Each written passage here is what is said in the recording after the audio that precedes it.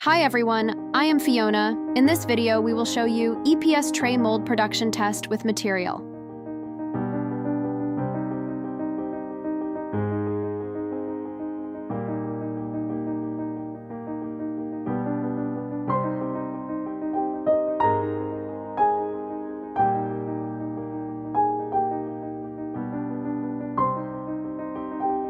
After completing the localized mold optimization, we carried out a second trial run with raw material.